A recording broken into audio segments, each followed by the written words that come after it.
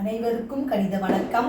இப்போ பார்க்க போகிறது 7ஆம் வகுப்புக்குரிய கணக்கு 3ஆம் பருவம் பயிற்சி 5-3 இரண்டாவது கணக்கை பார்க்க போகிறோம். கொடுக்கப்பட்ட தரவின் இடைநிலையை கண்டறியவும்.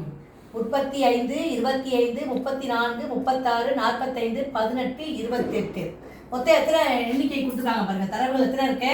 மொத்தம் 7 இருக்குது. ஃபஸ்ட்டு நம்ம என்ன செய்ய போகிறோம்? முதல் ஸ்டெப்பு ஏறுவரிசையில் எழுதிக்க போகிறோம். கொடுக்கப்பட்ட தரவுகளை ஏறுவரிசையில் ஃபஸ்ட்டு எழுதிக்கிட்டு அதுக்கு பிறகு இடையில் உள்ள எண்ணை நம்ம கண்டுபிடிக்க போகிறோம். ஏறுவரிசையில் இப்போ பார்த்தீங்கன்னா இருக்கிறதே மிக சிறிய நம்பர் என்ன அப்படின்னு பார்த்தீங்கன்னா 18. அதுக்கடுத்து என்ன இருக்குது? சின்ன நம்பரு 25. அதுக்கடுத்த நம்பர் என்ன இருக்குன்னு பார்த்தீங்கன்னா 28. அதற்கடுத்து உள்ள நம்பர் என்ன அப்படின்னு பார்த்தோம்னா 34. அதுக்கடுத்து 35. அதுக்கடுத்த நம்பரு 36. அதுக்கடுத்து என்ன இருக்கு? 45 இருக்கு. மொத்தம் எத்தனை இருக்கு? 7 எண்ணிக்கை இருக்க கொடுக்கப்பட்டிருக்கு. அப்போ 7ல் பாதி அப்படின்னு நம்ம எவ்வளோன்னு பார்த்தோம்னா 3.5.